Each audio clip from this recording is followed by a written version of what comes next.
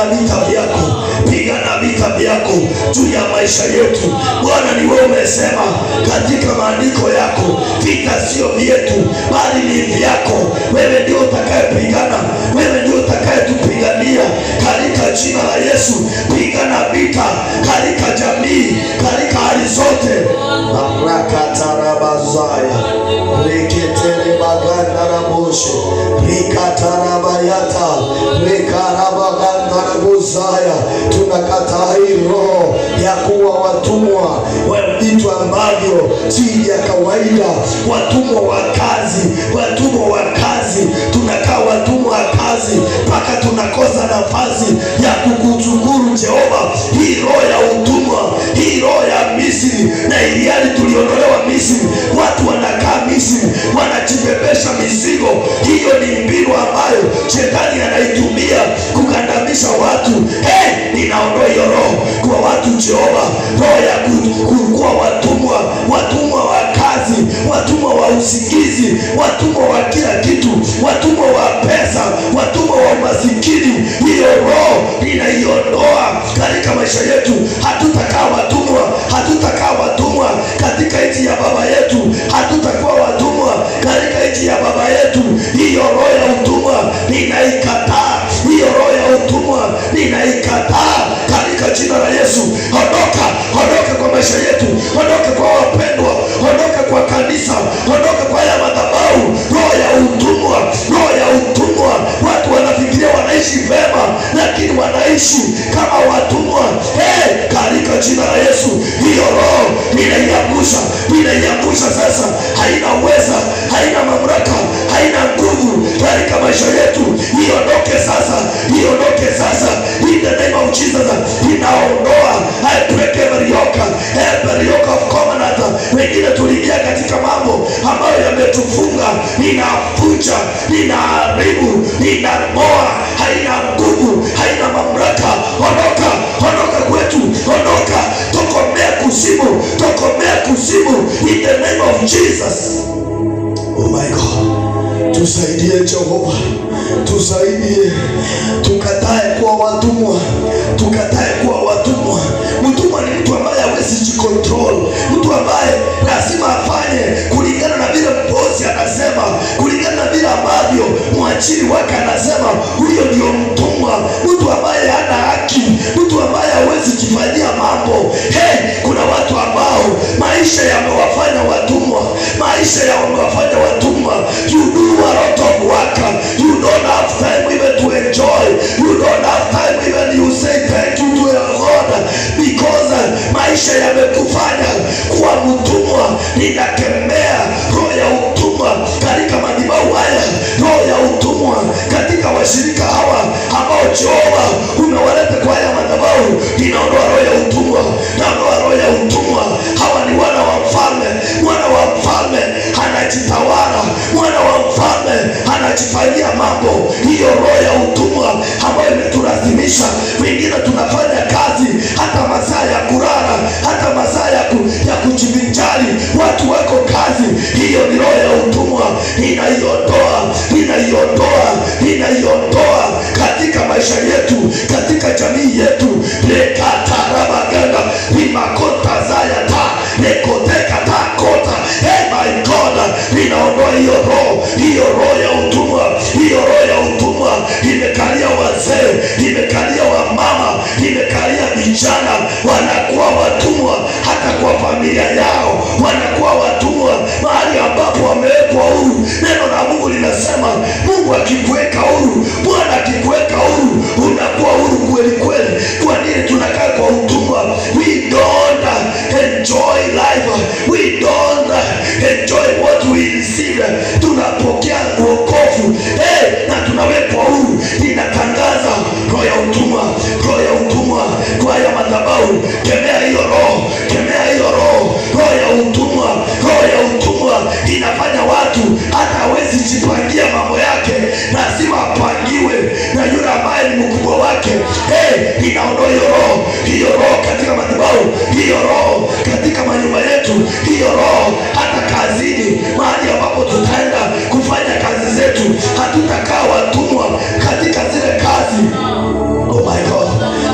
roho iondoke, hiyo roho iondoke katika maisha yetu. Tuko huru, tumewekwa huru, hatuko tena katika utumwa, hatuko tena Misri. Misri ndio tulikuwa tunafanya mambo sawasawa na vile wa Misri wanataka, lakini wakati tulikombolewa tukaondolewa Misri, we are no longer servant, we are son of king, we are kings. Oh my God, ninatangaza roho ya utumwa iondoke, roho ya utumwa iondoke, roho ya utumwa iondoke. Ondoka, ondoka, ondoka kwetu, ondoka kwetu roho ya utumwa, roho ya kujifanya kwamba tuko huru lakini tuko watumwa. Tuko watumwa wa vitu fulani, tuko watumwa wa dhambi, tuko watumwa wa kazi, tuko watumwa wa waajiri wetu. Ninakemea hiyo roho, ninakemea hiyo roho, haina nafasi, haina uweza. Ninaitangazia usiku wa leo inakufa, usiku wa leo inakufa. Roho ya utumwa, roho ya utumwa iondoke kwetu in the name of Jesus. I decree over that spirit of a servant. Rakata rabasaya rekata hakodekata bazokataya lima kota zayata. My God, ondoka hiyo roho, hiyo roho, ondoa hiyo roho kwa maisha yako, ondoa hiyo roho hata kwa jamii, ondoa hiyo roho kwa chochote kile unafanya. Hiyo roho itakugandamisha, hiyo roho utafaidi, utafanya kazi kwa kujituma lakini utakula mapato kidogo. Mtumwa anapokuwa katika utumwa hata hana nafasi ya kula, kazi yake ni kufanya kazi. Wengine wakikula yeye anaosha vyombo, wengine wakikula yeye anafanya kila anafanya, wengine wakioga yeye anawaletea maji. My God, hiyo roho ni mbaya. Utang'ang'ana maisha yako yote, hautawahi kuwa na furaha, hautawahi na kuwa na upendo. Unafanya kazi lakini kile unapokea ni kidogo kwa sababu uko kwa utumwa. Ninakataa hiyo roho ya utumwa in the name of Jesus. Hata kwa madhabahu haya roho ya utumwa inakufunga. Wakati unapaswa kuomba inakuambia enda ukarare.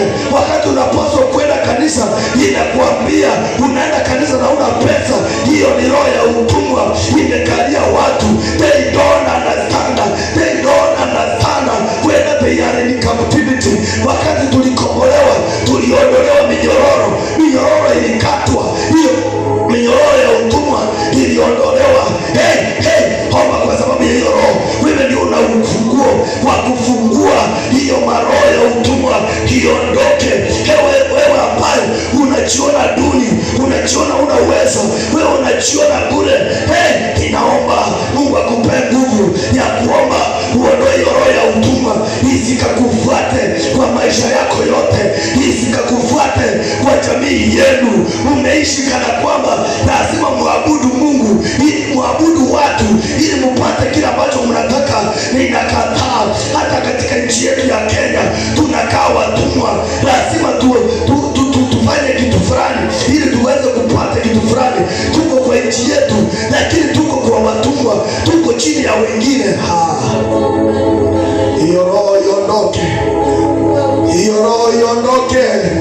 Ondoka, hauna nafasi, hauna uwezo, hauna mamlaka. Ondoka kwetu, ondoka kwetu katika jina la Yesu. The spirit of captivity. Tumefungwa. Uko huru, unajiona uko huru lakini kuna kitu kimekufunga. Vitina, umekuwa kwa utumwa wa vitina. Wewe usipogonganisha watu hauwezi furahi. Moyo wako umejaa roho ya vitina, roho ya kugonganisha. Huo ni utumwa. Ondoka kwa hiyo roho, ondoka kwa hiyo roho, ondoka kwa hiyo roho. Mungu akuweke huru, Mungu akuweke huru sasa katika jina la Yesu. Ninaomba roho ya kuwekwa huru katika madhabahu haya. Tupokee uhuru wetu, tupokee uhuru wetu katika jina la Yesu. Ratarabazaya nekatarabaganda nikatarabozekete. My God, unaweza ukatusaidia, unaweza ukatuwezesha, unaweza ukatusaidia Jehova, na tukawekwa huru sawa sawa na mapenzi yako katika jina la Yesu. Tuweke huru Jehova, weka mpendwa huyu huru katika jina la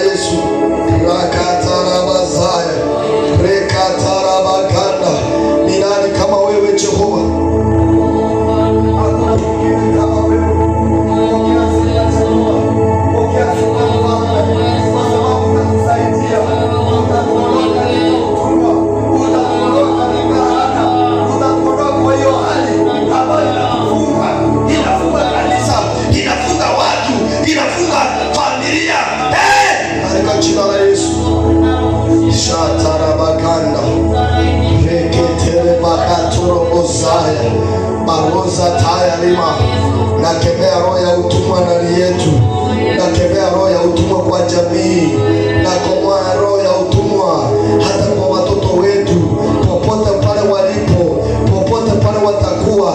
Baba, naomba roho yako iwe juu yetu. Pokea sifa Jehova, kwa sababu wewe ni Mungu mkuu na hakuna mwingine kama wewe. Baba, tunakupenda na Baba, tunakuenzi usiku wa leo. Jina lako lihimidiwe na jina lako litukuzwe, kwa sababu wewe ni Mungu na hakuna mwingine kama wewe. Baba, tunapolishiriki neno lako jioni ya leo na usiku wa leo, tunaomba Mfalme uwe pamoja nasi na utusaidie sawa na mapenzi yako, katika jina la Yesu Kristo, na mtu aseme amen. Amen. Bwana Yesu asifiwe. Amen. Bwana asifiwe. Amen. Amen. Nashukuru Mungu kwa sababu ametupea nafasi hii. Hatuchukulii kama kawaida, tunaichukulia na nje nyingine. Bwana Yesu asifiwe. Amen. I want us to open our Bible in the book of Isaiah chapter 54, verse 1 to 17.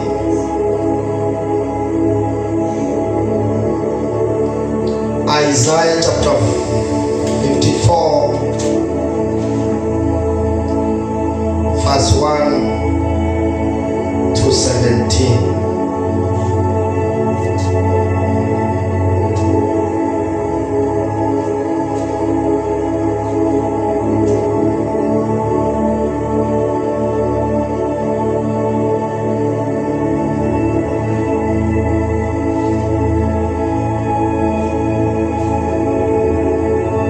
Isaiah chapter 54, verse 1 to 17.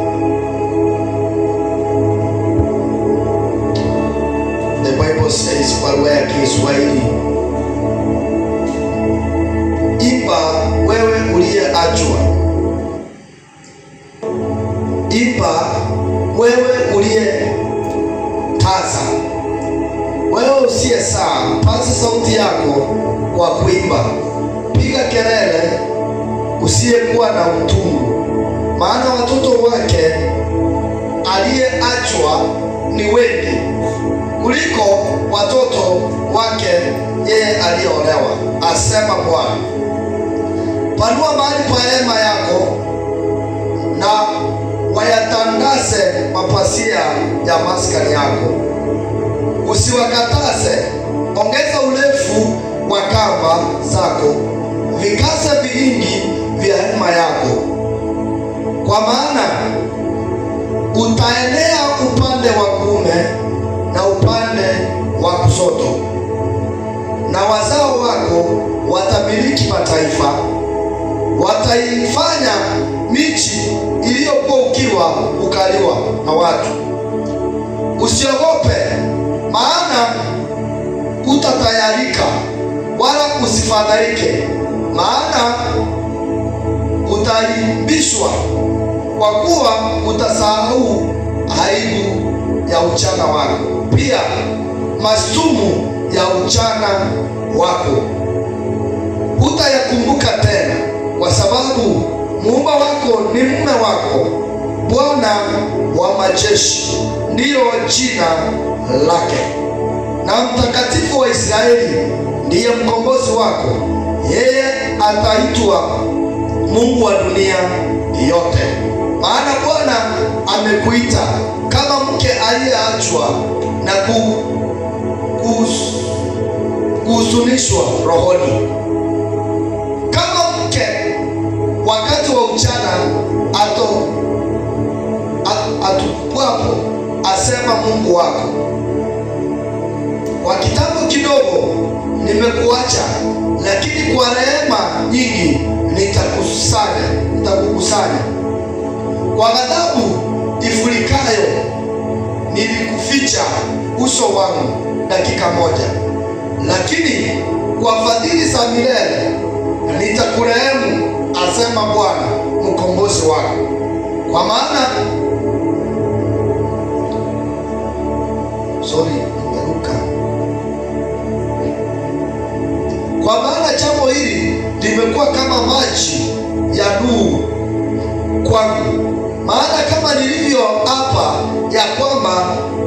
maji ya Nuhu hayatapita juu ya dunia tena. Kadhalika nimeapa ya kwamba sitakuonea hasira wala kukukemea, maana milima itaondoka na vilima vitaondolewa mbali. Wema wangu hautaondoka kwako, wala agano langu na amani halitaondolewa, asema Bwana akurehemuye. Ewe uliyeteswa, uliyerushwa na tufani, usiyetatulizwa, tazama, nitakuweka mawe yako kwa rangi nzuri, nitakuweka misingi yako kuwa yakuti samawi, nami nitaifanya minara yako ya kiki nyekundu, na malango yako ya almasi, na mipaka yako yote ya mawe yapendezayo. Na watoto wako wote watafundishwa na Bwana, na amani ya watoto wako itakuwa nyingi. Utathibitika katika haki, utakuwa mbali na kuonewa, kwa maana hutaogopa, na mbali na hofu, kwa maana haitakukaribia. Tazama, yamkini watakusanyika, lakini si kwa shauri langu. Watu wote watakaokusanyana juu yako wataanguka kwa ajili yako.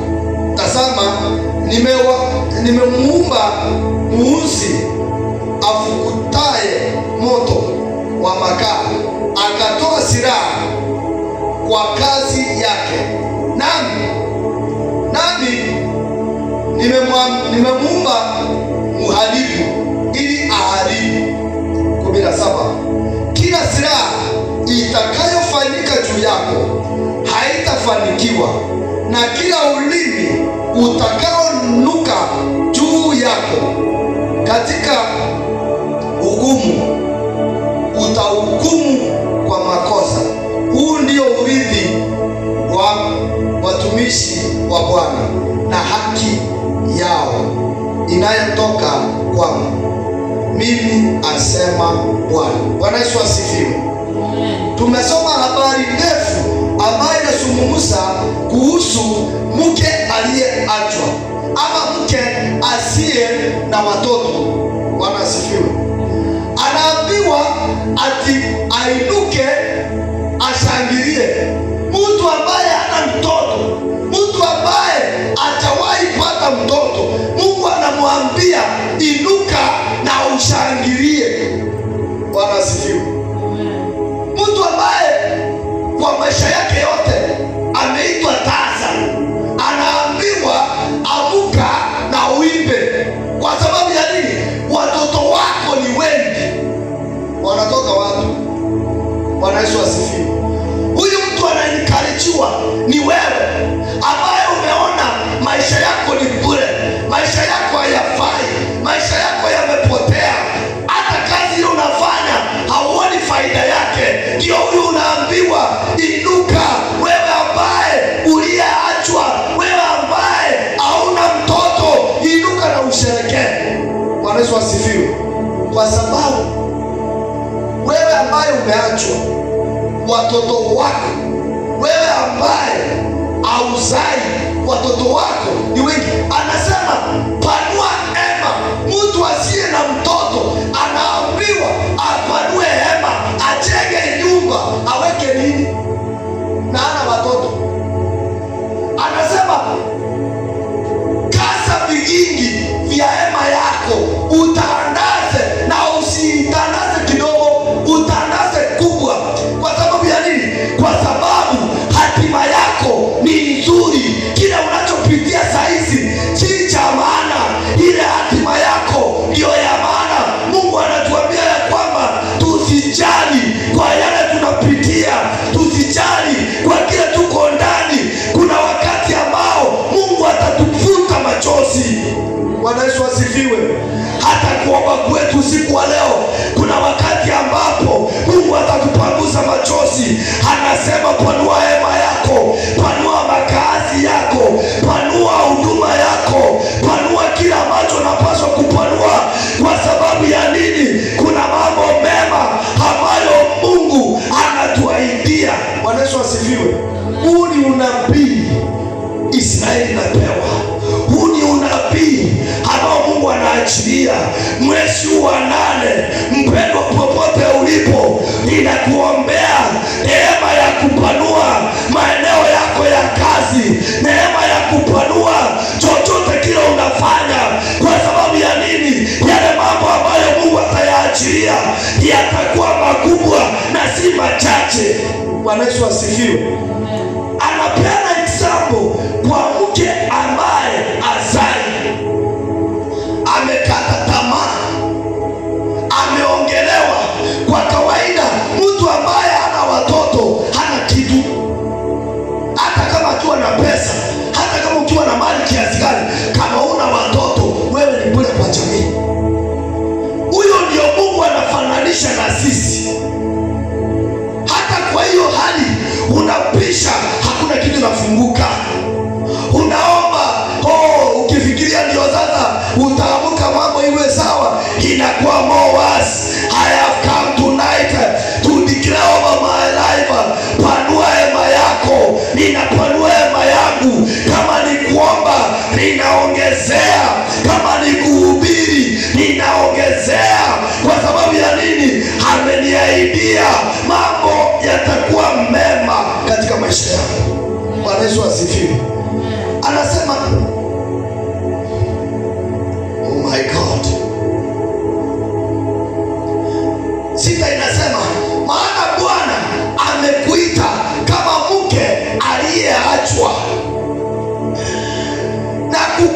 na kuhuzunishwa rohoni, kama mke wakati wa ujana atupapo, asema Mungu. Mungu ametuita kama mtu ambaye ameachwa. Antili uachwe ndio wakati Mungu atakuita. Antili watu wakutoroke ndio Mungu atakukumbatia. Antili watu waone you are doing nothing, huo ndio wakati Mungu anafanya nini? Anakuita. Usiku wa leo Mungu anatuita kama mke ambaye ameachwa, kama mtu ambaye ameachwa katika huduma. Mungu anatuita, anasema atatukumbatia. You know, mtu ambaye ameachwa anahuzunika ndani ya moyo. Kwa hivyo inamaanisha nini? Mungu ameona huzuni wetu. Mungu ameona vile ambavyo tumehuzunika. Ametuita usiku wa leo. Si Mungu akuite katika hiyo huzuni yako, katika hiyo hali ambayo unaona ni kama mambo yamefika mwisho. It is not over until God says it is over. Bwana Yesu asifiwe. Hata kama utabaki peke yako, mke ambaye ameachwa ako peke yake. Mtu ambaye ameachwa hajui aende kwao, hajui aende kukua chokora, hajui anaenda kwa nani. Mtu ambaye aliolewa akaambiwa kuja tukae na wewe, halafu anatupwa, anashindwa, hii aibu utapeleka wapi? Hivyo ndivyo Mungu ametufananisha na yule mtu ambaye anashindwa anapeleka wapi aibu yake. Mungu amesema atatukumbatia. Anasema hivi, kwa kitambo kidogo nimekuacha, lakini kwa rehema nyingi nitakukusanya. Kwa rehema nyingi Mungu anatukusanya. Vile kuku akusanyavyo watoto vifaranga wake, that is the way God will connect us. Ametuacha kidogo, kitambo kidogo, anaturudia, atatuokota, atatufuta machozi. Mpendwa, nimekuja nitangaze, hatima yako iko sawa mikononi mwa Mungu. Usihangaike ukisema umeachwa. Haujaachwa, ni kitambo kidogo Mungu akukumbuke. Kwa nini? Kwanza Mungu anatufananisha na mke ambaye ana watoto. Unaposoma Biblia, Hana na Penina, Hana hakuwa na watoto, lakini alikuwa amependwa na nani? Na mzee wake.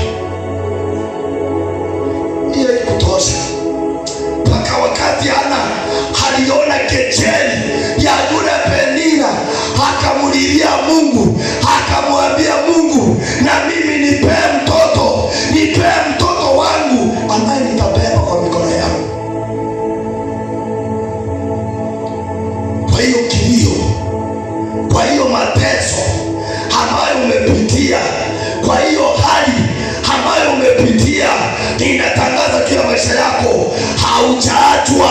Kuna mtu ambaye atakushika mkono. Ni kitambo kidogo, it's just a little moment. Ni masaa kidogo, mambo yawe mazuri. Hata kama tumeachwa, hata kama kanisa unaangalia unaona huduma isongi, ni kitambo kidogo. Kuna wakati ambao Mungu atakuja, hata kushika mkono, hata tuache tuhangaike katika hii huduma. Kuna wakati ambao unakuja, wahuduma watakuwa wengi, wanapigania. Bwana asifiwe. Wanapigania, wanasema sipasa uweke kesha mara 2 kwa wiki, wacha hii ya mwezi moja, mara moja kwa mwezi. Hauoni mtu. Iko wakati ambao watasema tunataka kesha mara 2 kwa wiki, hata hii ya mara moja haitoshi. Kwa sababu ya nini? Mungu atatukusanya. Mungu atakusanya mtu kutoka kule, atakusanya mwingine kutoka upande ule, atakusanya mwingine kutoka upande huu, atakusanya mwingine kutoka upande ile nyingine, na wote watakuja. Kwa sababu ya nini? Kwa sababu ni kitambo kidogo. Mungu atukumbuke. Bwana Yesu asifiwe. Kuna wakati ambao Mungu atatukumbuka. Haya ni maandiko yetu ya kwamba kuna wakati ambao Mungu atafanya nini? Atatukumbuka. Si Mungu atukumbuke wapendwa? Si Mungu akumbuke bali kilio kila ambacho umelia? Si Mungu akumbuke ile huzuni ambayo umepitia, akurudie? Sasa ninasema kwa kitambo kidogo nimekuacha, lakini kwa neema nyingi nitakukusanya. God give us this grace. Achilia neema kwa hii kanisa, achilia neema kwa huyu mtoto, achilia neema kwa huyu mama, achilia neema kwa yule mtu ambaye anaona ameachwa. Bwana Yesu asifiwe. There is grace. Kuna neema nyingi. Umeachwa kidogo, lakini neema ni nini? Ni mingi. Haleluya. Ili andiko linanitia moyo, hata katika hiyo kuvunjika moyo, hata katika hiyo hali ya kuisha, unasema I have nothing to enjoy. God is saying, kwa neema, ile neema zake Mungu atatukusanya. Hiyo biashara yako imekwisha, Mungu anaikusanya. Hiyo ndoa yako imesambaratika, Mungu anaikusanya. Hiyo kazi ambayo unafanya siku na mchana hauoni matokeo, iko wakati ambao utafanya kazi for just 2 hours, inakaba ile masaa yote ambao ulikuwa umeyspend. Why? God will correct us. God will correct us. Atatusanya mahali ambapo tumepotelea. Wengine wamepotelea kwa kazi, hawana hata mzigo wa kuingia katika maombi. Wengine wamepotelea kwa usingizi, hawana mzigo wa kutafuta Mungu. God anasema atakusanya. Na iwe ombi letu siku wa leo ya kwamba Mungu, kusanya walio wako, kusanya wale walio na moyo wa kutumika, kusanya wale ambao wako tayari kutumika kwa madhabahu, kusanya wale ambao hata mahali wako wamefinyiliwa hapo. Si Mungu awakusanya, waelekeze upande huu katika jina la Yesu. Wacha niwaambie wapendwa, iko wakati mtu atatafuta nafasi ya kuhudumu hapa anakosa. Iko right now we are pembeleza people kama ni sana. Iko wakati mtu atasema give me a chance hata ya kusimama nitoa ushuhuda.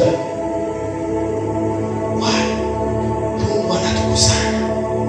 Mungu anatukusanya hata kama tunaonekana kama tumeachwa, hata kama inaonekana kwamba we don't deserve anything.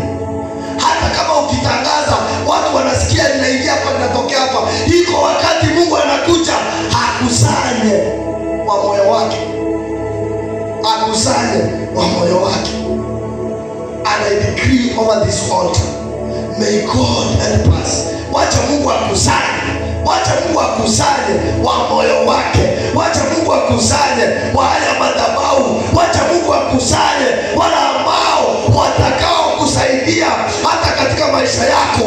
Watakuja na msaada, watakuja na kukusaidia.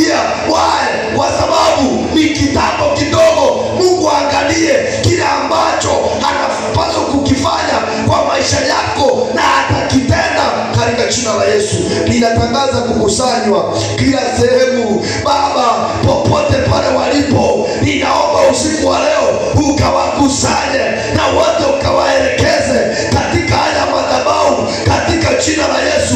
Wakusanye wakiwa pande zote, uwaelekeze kwa maisha ya mtu. Kusanya watu wa fedha, kusanya watu wa utajiri, kusanya watu wa moyo wa kufanya kazi yako, na uwaelekeze katika haya madhabahu, katika jina la Yesu. Ninaondoa roho zote zinazowazuilia popote walipo, usiku wa leo wakafunguliwe na waingie katika sehemu hii, katika jina la Yesu. Sijui kwa Kiingereza nasemaje, naamini ya kwamba kwa Kiingereza naongea vizuri.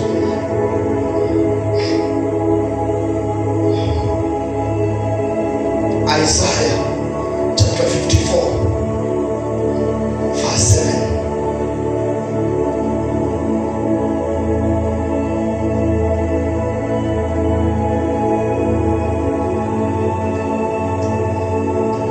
For a brief moment I abandoned you, but with great compassion I will take you back. Oh my God. Hii Kiingereza nasema God will take us back. In a moment God will take us back. Kuna watu wanarejeshwa. Kuna watu wanarejeshwa katika sehemu zao. Kuna watu wanarejeshwa katika huduma ile ambayo inawapaswa kuifanya, katika jina la Yesu, na kuombea neema ya kurejeshwa in a moment katika haya madhabahu. May God take us back in the name of Jesus. Kwa ghadhabu ifurikayo nilikuficha uso wangu dakika moja, lakini kwa fadhili za milele nitakurehemu, asema Bwana Mkombozi. God anaweza akaficha uso wake kwetu, yes, lakini in a moment, because of his compassion, he will forgive us. Why? Kwa nini Mungu anaficha uso wake watu wake? Kwa sababu ya nini? Maybe in one way or the other we have done wrong against God, but now he's speaking to us that he will show us compassion, and he will do what? He will forgive us. In a breath of anger I turned my face away for a little while, but with everlasting love I will have compassion on you, says the Lord your Redeemer. Mungu wetu amejaa upendo, amejaa huruma. Atatuonea tena nini? Huruma. Bwana Yesu asifiwe. Si Mungu akuonee huruma katika maisha yako. Si Mungu atuonee huruma kwa haya madhabahu. Aoneshe upendo wake, arejeshe upendo wake, so that akaweze kuturejesha katika mahali ambapo tunafaa kuwa. Bwana Yesu asifiwe. In a little moment, kitambo kidogo, kuna mambo Mungu atatufanyia. Kuna jambo Mungu anafanya jipya kwa maisha yetu. Tusikate tamaa, tusione mapigo, tusione mateso, tusione kuachwa. Tuone vile ambavyo Mungu atatukumbatia kama mke ambaye amefanya nini? Aliyeachwa, katika jina la Yesu. Kwa maana jambo hili limekuwa kama maji ya Nuhu kwangu. Maana kama nilivyo hapa ya kwamba maji ya Nuhu hayatapita juu ya dunia tena, kadhalika nimeapa ya kwamba sitakuonea hasira tena. Bwana Yesu asifiwe. Wakati wa Nuhu, Mungu aliapa akasema ya kwamba sitaangamiza tena dunia na maji. Hadi wa leo imelimei hivyo, na anasema hapa na tena nimeapa. Huyu ni Mungu anaapa. Wakati Mungu anaapa juu ya maisha yako,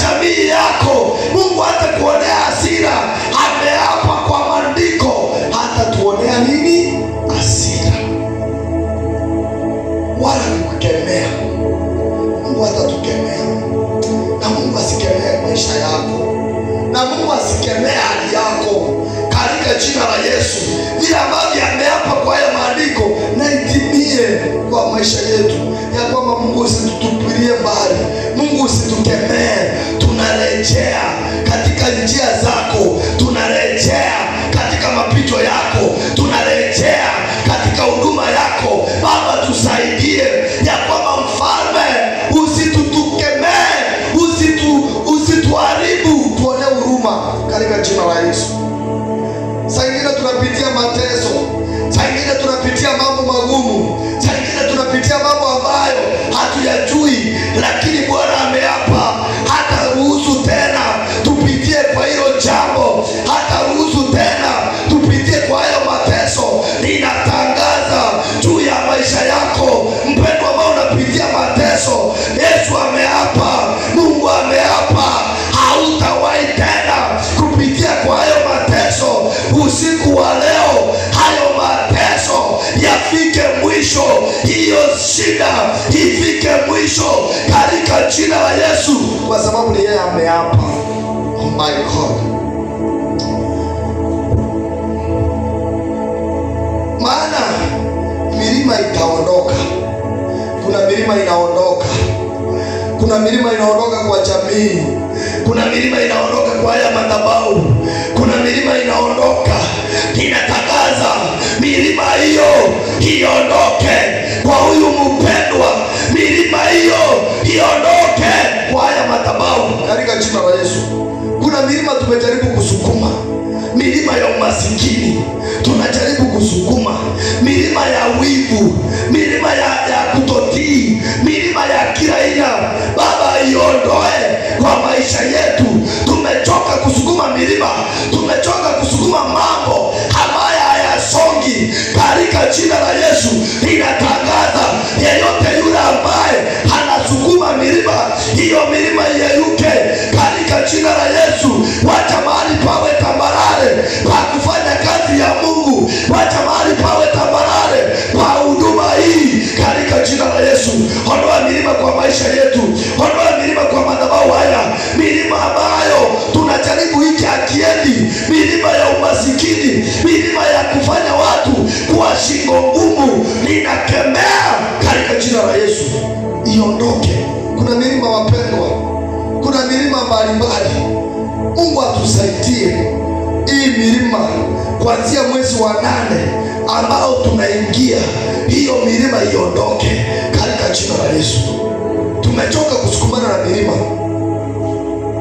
na vilima vitaondolewa, bali wema wangu hautaondoka kwako, wala agano langu la amani halitaondolewa, asema Bwana akurehemuye. Bwana Yesu asifiwe. Bwana yule ambaye anatulehemu usiku wa leo, ambaye anatunza maagano, atunze maagano juu ya kanisa hili, atunze maagano kwa jamii yako, atunze maagano kwa chochote ambacho unachokifanya katika jina la Yesu.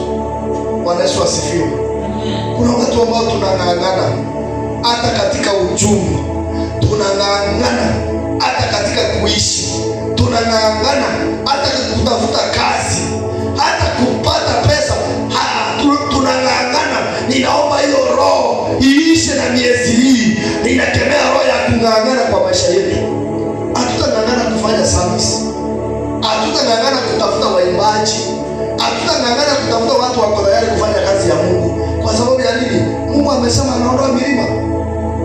Hiyo milima ya kung'ang'ana hapa, hiyo milima ya kung'ang'ana kwa madhabahu haya, you do everything. God will bring people. God anasema atakusanya walio wa moyo wake na walio tayari katika kufanya kazi ya Mungu, na anasema hajawahi achilia neno la Mungu, analiheshimu neno lake na analifuatilia. Sina Mungu afuatilie hili neno ambalo litatuongoza katika mwezi huu, ya kwamba Mungu analeta tambarare, anaondoa milima, anaondoa laana, anaondoa every covenant zenye zilifanywa kinyume na mapenzi yake, kinyume na mapenzi yetu, anaziondoa. Na yeye anasema atalitunza agano lake. alitunza agano mahali hapa. Mungu atunze agano lake, akiagano na sisi ya kwamba ataenda na sisi, hakika ataenda na sisi. Akiagana na sisi ya kwamba atatushika mkono, atatushika mkono. Akiagana na sisi atatubeba kama mtoto mdogo kwa mkono wake, atatubeba katika jina la Yesu.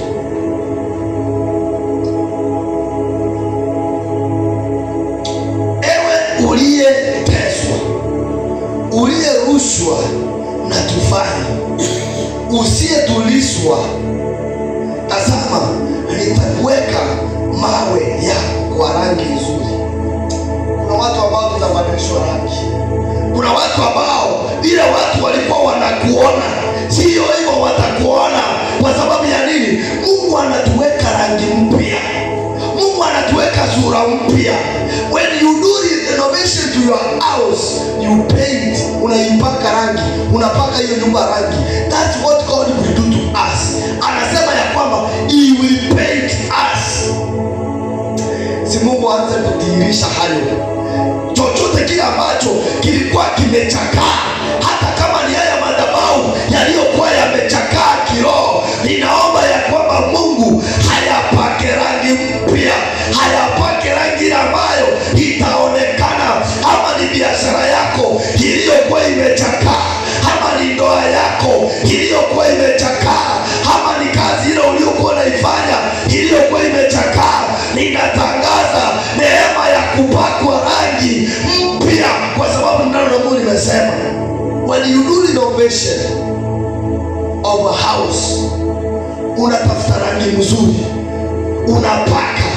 When you paint hiyo nyumba rangi nzuri, inavutia watu macho, wanaanza kuangalia, wanasema na hii nyumba ni mpya. Why? Kwa sababu ni rangi imepakwa. Waanze kuvutia, kama ni kwa uimbaji, kama ni kwa kuhubiri, kama ni kwa chochote kile ambacho ulikuwa unakifanya, Mungu anasema utaanza kuvutia. Kwa sababu ya nini? Amekupaka rangi mpya. Kwa nini? Kwa sababu uliyerushwa na tufani, usiye tulizwa, tazama nitakuweka mawe yako kwa rangi nzuri, nitakuweka misingi yako kwa yakuti ya samawi. Bwana Yesu asifiwe. Kuna maneno mazito hapo. Oh storm beared city, troubled and desolate, I will build you with precious jewels and make your foundation from ramps. Bwana Yesu asifiwe. Atatutengeneza with precious what? With precious jewels, mawe ambayo ni ya thamani, mawe ambayo yanavutia. Hayo ndio mawe ambayo Mungu anayatumia katika maisha yetu kwa mwezi huu ambao tunaingia. Ninatangaza katika maisha yako yawe maisha ya kuvutia. Chochote kile tutafanya, wacha kiwe kitu cha kufanya nini? Cha kuvutia katika jina la Yesu. We will not be tired. Hatutachoka. Naam, nitaifanya minara yako ya hakiki nyekundu na malango yako ya almasi na mipaka yako yote ya mawe yapendezayo. Bwana Yesu asifiwe.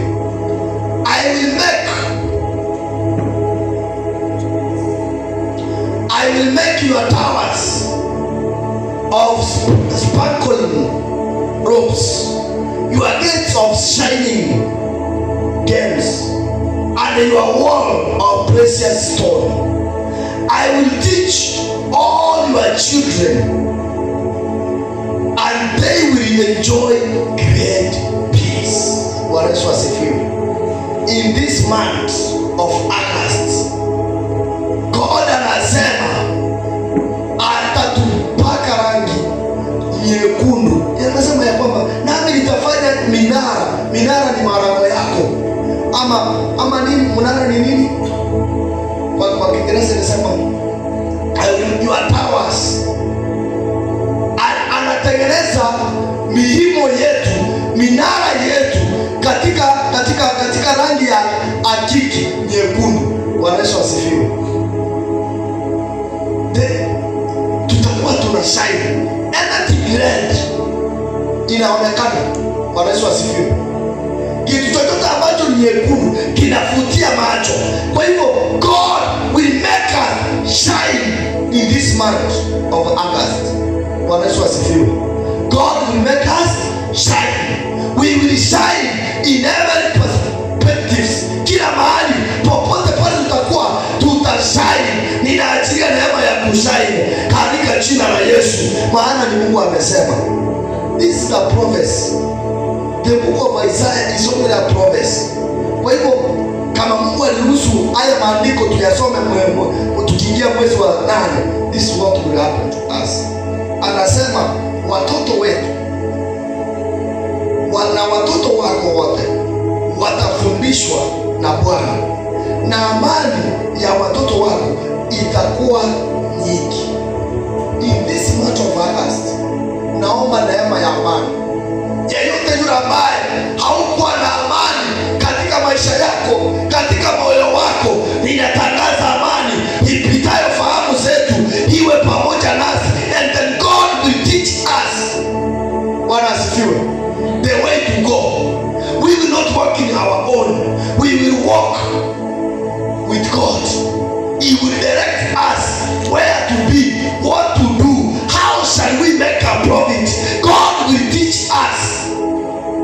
We will understand the way we do our services. We will understand the way we serve God. Ninatangaza juu ya maisha yetu. May we receive the knowledge of God so that we can understand. Let out that can be teachable. Ile roho ambayo inaweza fundishika, inaweza elimishika, iwe kwetu katika jina la Yesu. Kuna mambo tunaweza kuyafanya kwa sababu ya nini? God has trained us. Bwana Yesu asifiwe. Mungu atufundishe, atupee hekima iliyo tofauti, atupee understanding iliyo tofauti. Tusifanye vitu kikawaida, tusifanye vitu vile ambavyo tunataka. Why? Because our destiny is good. Bwana Yesu asifiwe. Hatima zetu, hatima yako ni nzuri. Why? God will teach you to reach to your destiny. God will give you understanding. What shall you do? Utafanya nini ufanikiwe? Utafanya nini uendelee? Utafanya nini maisha yako yabadilike katika jina la Yesu? Kwa sababu hatima yetu ni nzuri. Number 14, utathibitika katika haki, utakuwa mbali na kuonewa. Bwana Yesu asifiwe. God will establish us. Hatutaonewa. Yeyote yule ambaye ulikuwa umeonewa, yeyote yule ambaye ulikuwa kila mara wewe ni kuonewa, mwezi huu tunaingia, ninatangaza hatutaonewa. Ninatangaza hali zetu hazitaonewa katika jina la Yesu. Ninaachilia neema ya kutoonewa. Hakuna mahali tutaonewa. Shetani hata tuonea. Kwa sababu ya nini? Tutathibitika. Ninatangaza roho ya kuthibitika katika haya madhabahu, roho ya kuthibitika katika jamii zetu, roho ya kuthibitika katika maabudu yetu. Pokea hiyo neema, pokea hiyo neema katika jina la Yesu. Thibitika kwa chochote ufanyacho, thibitika kwa kazi yako, thibitika kwa familia, thibitika kwa huduma. Ninatangaza neema ya kuthibitika katika jina la Yesu Kristo. Na iwe sehemu yetu, na iwe sehemu yako katika jina la Yesu, kwa maana hautaogopa na mbali na hofu, kwa maana haitakukaribia. Haya ni maneno ambayo Mungu anatuambia kama kanisa. Utathibitika katika haki, utakuwa mbali na kuonewa, kwa maana hutaogopa, na mbali na hofu, kwa maana haitakukaribia. Na tazama, yamkini watakusanyana. Now listen, baada ya hayo yote, si eti kwamba adui amenyamaza, si eti kwamba adui atainuka, si eti kwamba hakuna mambo itakuwa rahisi. Now hapa ndipo anasema tazama, oh my God. Kwa Kiingereza anasema if any nation comes to fight you, it is not because I sent them. Whoever attacks you will go down in defeat. Bwana Yesu asifiwe. They will arise to fight against us. They will arise to fight against your life. But it is not God who sent them. If we see any battle in our life, it is not God who has sent those battles to us. Let us arise and fight with them in prayers, so that they may be defeated. That's the word of God. Anasema whoever attacks you will go down in defeat. Yeyote yule ambaye hatakaye tuinukia mwezi huu wa 8, mwezi huu wa 9 mpaka mwaka uishe, tunaomba neema ya kushindwa katika jina la Yesu. Magonjwa yashindwe, laana zishindwe, kukosa kushindwe katika jina la Yesu. Kwa sababu ya nini? It's not the work of God. Si mpango wa Mungu sisi kuumia. We will enjoy. Hallelujah. Wataanguka katika jina la Yesu. Yeyote yule ambaye atainuka kinyume na maisha yetu, na tangaza haanguke na mapema katika jina la Yesu. Na sio maneno yangu, ni maneno ya Mungu. Anasema yeyote yule ambaye, any nation, any man, any woman who will arise against my life, hataanguka mchana katika jina la Yesu. Bwana Yesu asifiwe. He will go down in a defeat. Bwana Yesu asifiwe. Yeyote yule anainuka kinyume na kanisa hili, ninamtangazia usiku wa leo. Yeyote yule anainuka kinyume na huduma hii, ninamtangazia nikiwa kwa madhabahu ya Mungu, hataanguka mchana.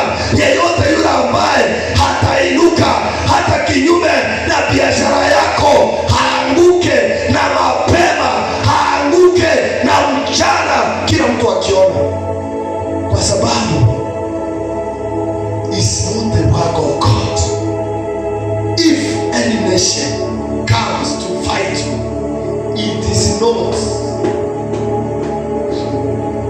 It's not because inasema if any nation comes to fight you, it is not because I have sent them. Whoever attacks you will go down in defeat. I've created the blacksmith who funds the calls.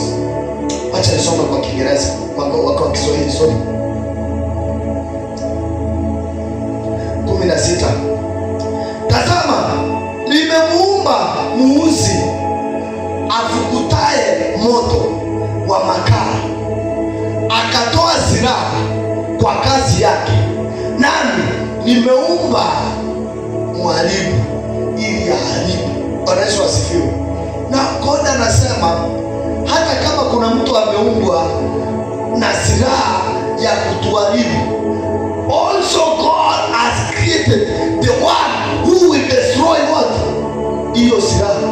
Bwana Yesu asifiwe. Ndio maana 17 ikasema kila silaha itakayofanyika juu yako haitafanikiwa. Bwana Yesu asifiwe. Na kila ulimi utakaoinuka juu yako katika kuhukumu, utahukumu kwa makosa. Bwana Yesu asifiwe. And what? But in that coming day, no weapon tuned against you will succeed. Kwa hivyo kwa mwezi hii ambayo imebaki, hakuna silaha ambayo imeundwa kinyume itakayofanikiwa. Bwana Yesu asifiwe. No weapon formed against us will succeed. Hiyo silaha yoyote ambayo imetengenezwa ama ilikuwa imetengenezwa inakungojea wewe, ninatangaza kwa haya madhabahu, haitafaulu katika jina la Yesu. Hakuna silaha yoyote itakayofaulu. Silaha ya kuangamiza haya madhabahu, silaha ya kurudisha haya madhabahu chini, ninatangaza nikiwa kwa haya madhabahu, haitafaulu katika jina la Yesu.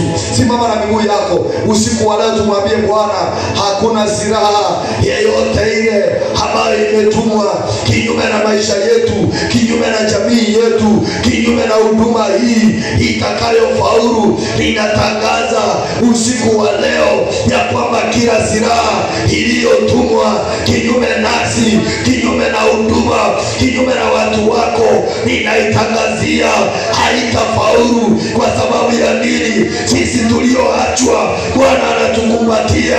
Bwana anatukumbatia, anakumbatia maisha yetu, anakumbatia jamii, anakumbatia wamama. Ninatangaza katika haya madhabahu, hakuna silaha yeyote ile, iwe ya kujitengenezea, iwe ya kutumwa kutoka kwa ibilisi, ninatangaza haitafaulu. Ninatangaza silaha ya magonjwa, silaha ya kukosa, silaha ya fitina, silaha ya mahangaiko, haitafaulu katika jamii, katika maisha yetu. Ewe shetani ambao unatumika kuangamiza watu katika madhabahu haya, hautafaulu. Ninakutangazia, ondoka na mapema, ondoka na mapema. Hauna uweza, hauna mamlaka. Ninatangaza neema mpya, neema mpya in the name of Jesus. Hauna nafasi, hauna uweza, hauna mamlaka. Ewe shetani, ondoka kwetu, ondoka kwa jamii, ondoka kwa watu in the name of Jesus. You don't have a legal ground to fight us. Ninakutangazia hauna nafasi. Omba mpendwa, kemea hiyo roho ya kuzuilia your destiny. Kuna mahali ambapo Mungu anatupeleka, lakini our destinies they are killed on the way. Omba kwa ajili ya destiny yako, omba kwa ajili ya hatima yako. Ni wewe utaomba, maana neno la Mungu limesema ya kwamba hakuna silaha, hakuna silaha usiku wa leo, hakuna silaha usiku wa leo ambayo imetumwa kinyume na maisha yetu, kinyume na jamii yetu, kinyume na wapendwa, itakayofaulu katika jina la Yesu. Hiyo silaha, hiyo ngome ya huyo mwovu shetani, ninaitangazia haina uweza, haina mamlaka. Ewe shetani, ondoka kwa watu wake Mungu. Rakatarabazaya rekatarabazikayanda rekatarabaganda. Ninatangaza tumewekwa huru, hatuko kwa mifungo, hatuko kwa laana. Ninatangaza hizo laana zote zinavunjika, hizo laana zote zinaondoka katika jina la Yesu. Laana ya magonjwa, laana ya laana, iondoke kwetu, iondoke kwetu, iondoke kwetu, iondoke kwetu katika jina la Yesu. Hauna nafasi ya kutawala watu wa Mungu usiku wa leo, hauna nafasi. Ewe shetani, hauna nafasi, hauna uweza. Ninakutangazia sisi tuko huru, tumewekwa huru katika jamii zetu, katika huduma hii.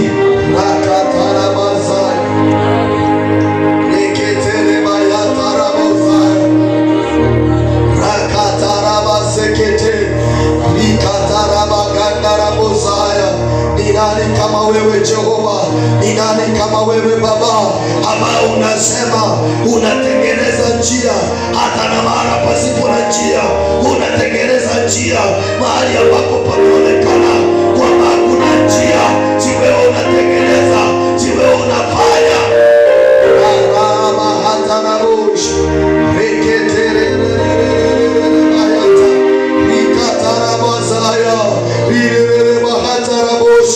wewe ambao umeona kufinyiliwa kwetu, wewe ambao umeona mateso ya mioyo yetu Jehova, umeona mahangaiko ya watoto wako, umeona mahangaiko kanisa hili Baba, usikubali tukafinyiliwa.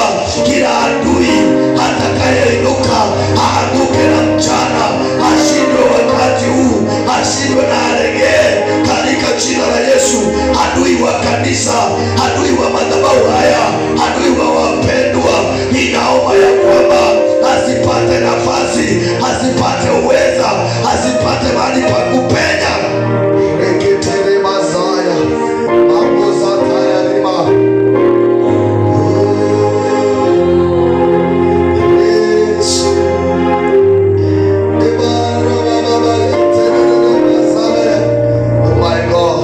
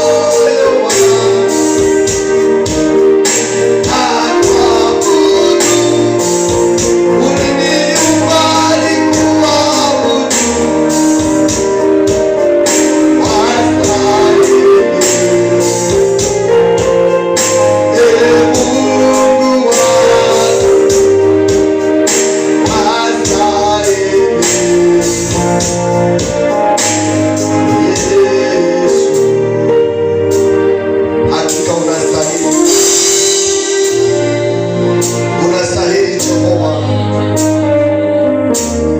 Unastahili usiku wa leo, unastahili maabudu, unastahili sifa zote. Hakuna mwingine waliye kama wewe Jehova. Yes, anabahatarabasa. Sini wewe Yesu wakuabudiwa, wakuheshimiwa.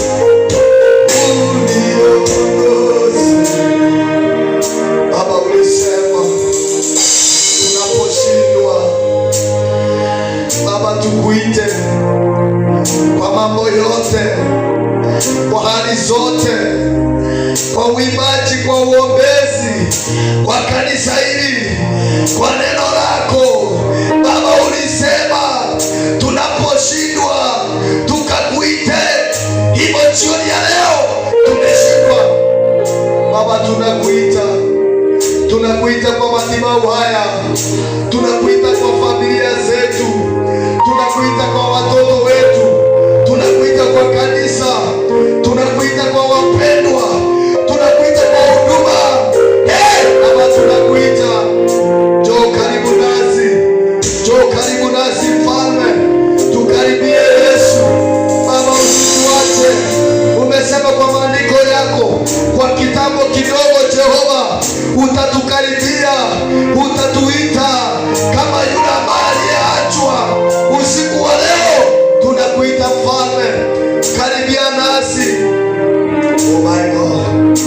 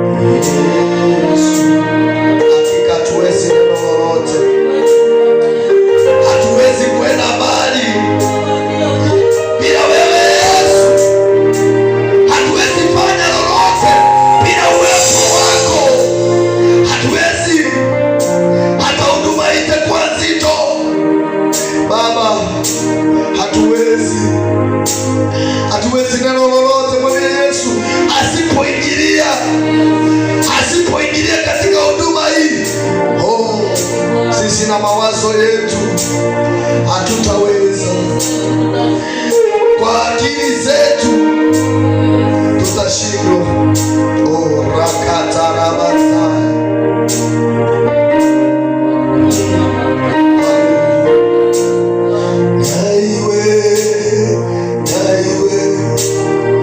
Naiwe maombi, naiwe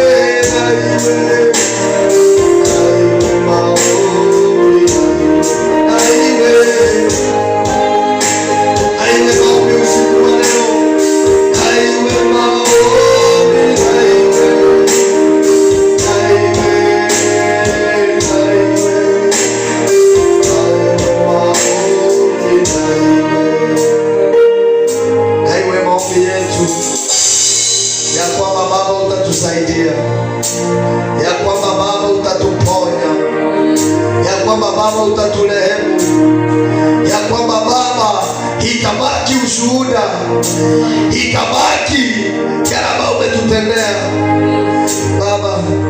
Usituache, usituache Yesu. Wacha na iwe ushuhuda kwa watu ya kwamba baada ya kuomba, this is what God has done for us. Let it be known to people. Let it be known to devils, oh God, the Lord, you are the one who had helped us, oh God. Shatana baganda rabosh likataya rabozakata reketere bazaya raboshete likatara baganda rabozekataya sharira rabahata arosete harakata. My God,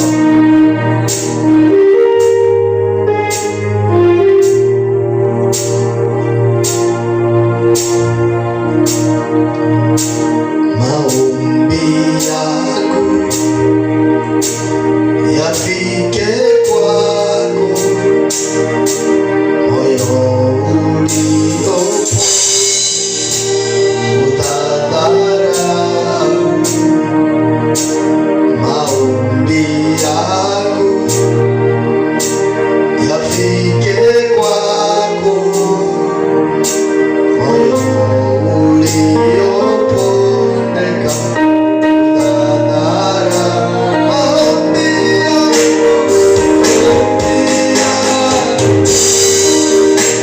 yafike kwako,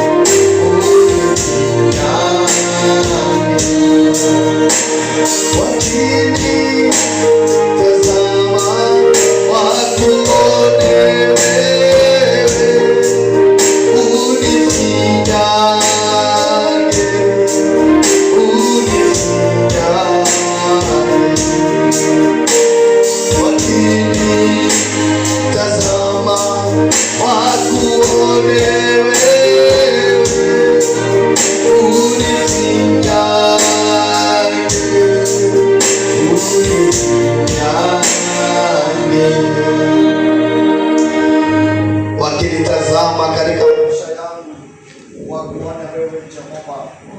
usiku wa leo wakitutazama, wakuone wewe Mfalme, wakuone ukitusaidia, wakuone ukituponya, wakuone ukiturehemu sawasawa na mapenzi yako, katika jina la Yesu Kristo.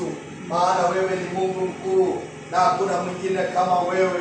Baba, pokea sifa kwa sababu ya usiku wa leo ambao umetuwezesha kwa hata mahali hapa Jehova, simegharimu mkono wako, simegharimu nguvu zako. Hivyo Bwana, tunaomba ya kwamba Bwana utufinye, utufanye jinsi utakavyo, katika jina la Yesu Kristo.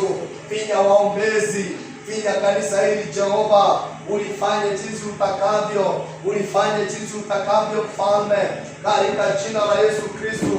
Maana wewe ni Mungu na hakuna mwingine kama wewe. Baba, pokea sifa kwa sababu umekuwa pamoja nasi tangia tulipoanza maombi ya usiku wa leo. Tumekuona Bwana ukitusaidia, tumekuona Bwana ukitupigania. Tuna hakika ya kwamba kuna jambo jipya ambalo umelifanya, kuna jambo jipya ambalo umelitenda kwa ajili ya kanisa hili, kwa sababu ya madhabahu haya, kwa sababu ya wapendwa wote ambao tumeitanishwa nao, katika jina la Yesu Kristo. Bwana wabariki, Bwana wainue, wafanye vichwa na wala sio mikia katika ibada zote, katika jina la Yesu Kristo. Maana wewe ni Mungu na hakuna mwingine kama wewe. Baba, usiku wa leo tusaidie Jehova, tuwezeshe Mfalme, katika jina la Yesu. Maana wewe ni Mungu mkuu na hakuna mwingine kama wewe. Unastahili Jehova, unastahili Mfalme, hakuna mwingine kama wewe. Baba, pokea sifa kwa sababu umekuwa nasi, umetuneemisha, umetupa neema Mfalme. Tulianza na wewe Mfalme, tulipokuuliza uandamane nasi hadi mahali hapa Jehova, tumeona mkono wako. Hakika wewe ni mwema. Chatarabaganda rekatarabazaya rekatarabazikayata.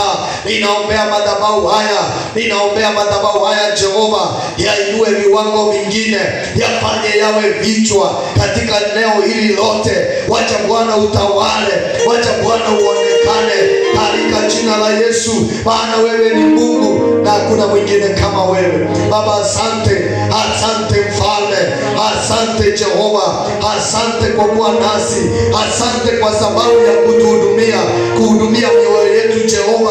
Mioyo yetu inabubujika na furaha kwa yale umetenda. Hanarakatarabasaya reketerebazakataya rekotaya lima.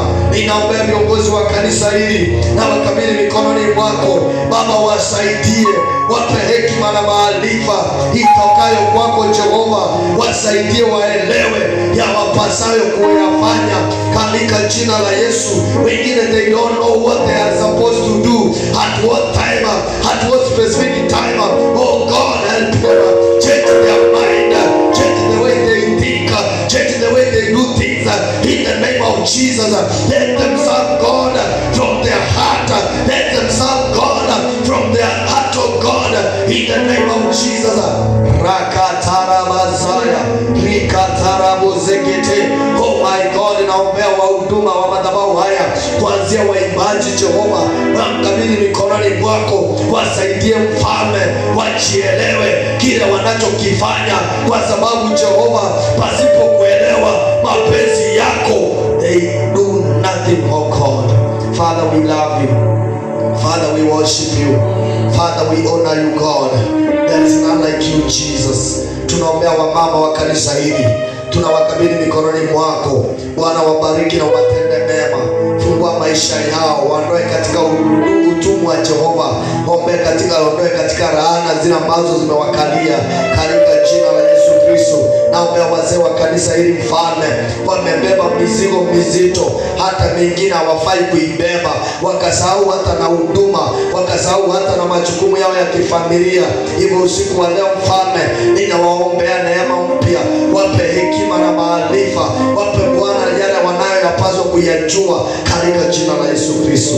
Bwana, pokea sifa, maana wewe ni mwema, umekuwa pamoja nasi tangia saa zile tulipoanza Tumekuona Mfalme, umekuwa mwalimu mwema, umetuongoza kwa kila jambo.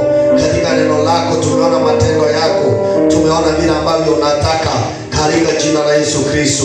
Baba, hata tunapomalizia mkesha wa usiku wa leo, tunaomba Bwana ufanye jambo jipya katika jina la Yesu.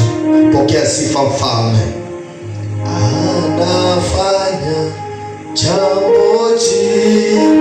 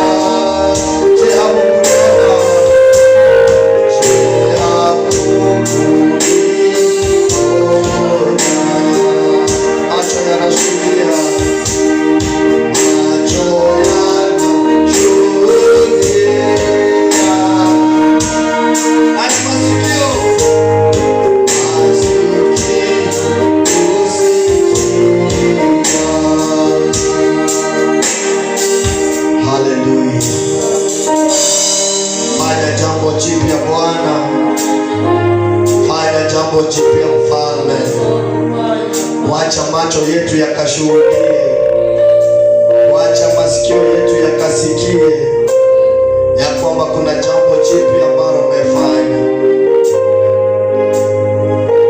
Maana wewe unafanya mambo ambayo mwanadamu hawezi akayafanya. Sikwendi unatoa faraja ambazo hakuna mwanadamu anaweza akazitoa. Baba, usiku wa leo tunaomba Bwana utupe faraja ya mioyo yetu katika jina la Yesu. Baba, naombea kila mmoja ambaye ameingia katika madhabahu haya kwa sababu ya kuomba na waombezi, Mfalme, waliokuwa wanatutazama katika mitandao yetu. Bwana, usiku wa leo pia tunawaombea. Ikiwa kuna hitaji lolote walilokuwa nalo, Jehova, usiku wa leo unapotushughulikia pia wao ukawashughulikie. Shughulikia mama huyu, mzee yule na kijana na yeyote yule ambaye alikuwa na mahitaji mbalimbali. Bwana, wacha neema yako ikawe pamoja nasi. Bwana, utusaidie tunapoondoka kwa haya madhabahu tukielekea nyumbani. Baba, mwezi huu tunaomba uwe pamoja nasi tunapoingia mwezi mpya, mwezi wa 8, tunapofika 3/4 of the year. Oh God, Father, we ask you Lord to help us kwa hii miezi ambao ni miezi minne ambayo imebaki mwaka huu ukamilike. Falme, tunaomba utuongoze katika hiyo miezi ijayo katika jina la Yesu. Ongoza kanisa hili, kuna mahitaji mbalimbali tulio nayo ya kanisa. kuna pesa ambazo tunahitaji kwa sababu ya kufanya kazi yako. Bwana, naomba ukaweze kutusaidia, utupe, kwa sababu wewe unasema unapea watoto wako na unapea wale ambao wapendao. Kuna pesa tunahitaji, kuna mipango ambayo tulio nayo ya kujenga hata madarasa ya Sunday school hapa Mfalme. Naomba Bwana ukaweze kutusaidia hizo pesa zipatikane katika jina la Yesu Kristo. Kuna watu ambao wanahitaji mahitaji mbalimbali, hivyo usiku wa leo hapa uwasaidie, ukafikishe yale mahitaji walio nayo, ukawafanyie sawasawa na mapenzi yako. Baba, nakemea yule mharibifu ambaye anaingia katika zina zetu anaharibu, anaingia katika gara zetu anaharibu. Hivyo usiku wa leo ninamtangazia haondoke na mapema, kwa sababu pesa zetu sio za kupeleka hospitali, pesa zetu sio za kushughulikia mambo ya kesi. Kila kesi yoyote ambayo inatumwa kinyume na mapenzi ya Mungu usiku wa leo haitapata nafasi katika jina la Yesu. Kila maajali yanayotumwa kinyume na mapenzi yetu usiku wa leo tunayaondoa katika jina la Yesu Kristo.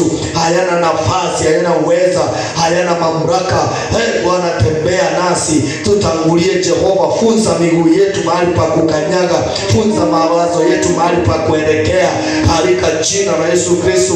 Maana wewe ni Mungu na hakuna mwingine kama wewe. Tunakupenda na tunakuheshimu kwa sababu umetuheshimu. Ndio maana tumekuja mahali hapa Bwana na kukuinua na kusema ukatutawale sawasawa na mapenzi yako. Baba, asante kwa sababu ya taifa letu la Kenya. Hatutasahau kuliombea amani ya taifa letu, ndio amani yetu Jehova. Tunaomba amani hata wakati wa miumuko ya siasa Jehova. Kila mahali unakotembea watu hata wamesahau, they speak about politics in every corner, in every place. Oh God, naomba Bwana ya kwamba utusaidie, utuhurumie, utupe neema hata ya kufanya uchaguzi vema. Wakati tunapoelekea wakati wa kufanya uchaguzi, tusaidie Jehova. Wasaidie viongozi watakao simama na kutetea nchi na kutetea wanadamu na kutetea wananchi Jehova, katika jina la Yesu Kristo. Bwana, asante kwa sababu wewe ni Mungu ambao unachagua, unaangalia mioyo ya watu na unachagua mtu yule ambaye ni bora. Tuchagulie kiongozi atakayesimama katika pengo kwa kazi yako Bwana. Baba, pia utupe amani, utupe amani. Tunatangaza amani katika kaunti zetu, tunatangaza amani katika miji yetu mikuu ya taifa katika jina la Yesu. Hakuna kumwagika kwa damu, hakuna kuharibiwa kwa mali ya wanadamu katika jina la Yesu Kristo. Baba, utasimama pamoja nasi, utatupea mandhari mazuri ya kukuabudu. Tutakuabuduje katika nchi ambayo iko na furugu? Tunaomba ya kwamba Mfalme, kutaonekana amani ambayo imepita hata fahamu zetu katika jina la Yesu. Receive all the praises of God. Receive all the worship, because you are worthy and there is none like you. Jesus, we love you. Jesus, we adore you, God. Thank you for doing us good. Thank you for helping us. Thank you for fighting our battles. Thank you for standing in our gap. We pray even our parents. We pray for our people wherever they are tonight, whenever or anything they are doing, oh God. We pray the Lord, you may be with them. Protect us from that evil one, oh God. Protect our people, protect everyone. Bwana, tulinde paka mizizi yetu mahali popote pale tumetoka. Kila neno linaloneno kinyume na maisha yetu lisipate nafasi, lisipate mahali pa kusimama, lisipate any legal ground to act, oh God.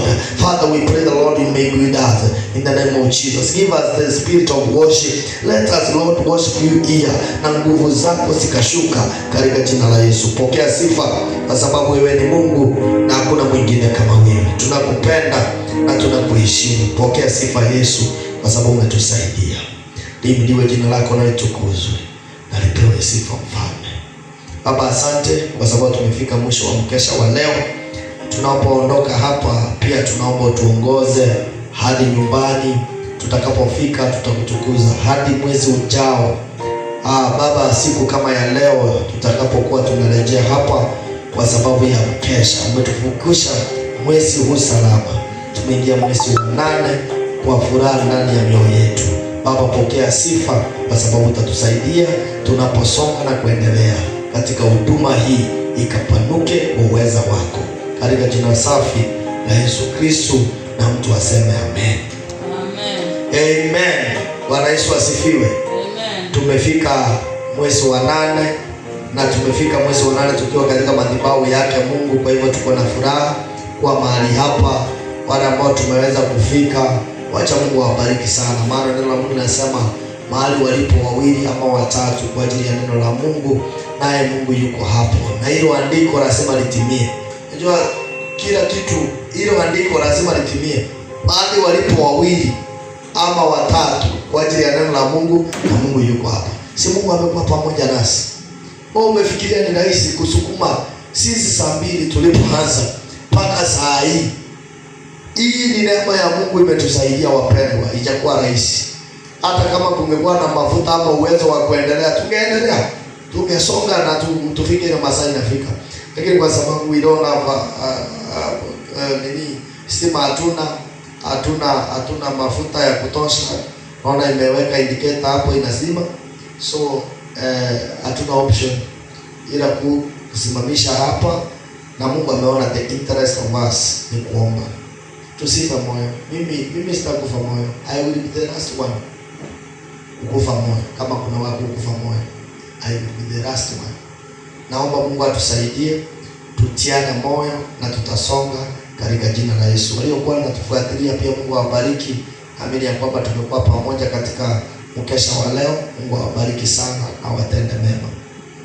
Haya, tusimame juu tunaposema neema, tunapomalizia katika jina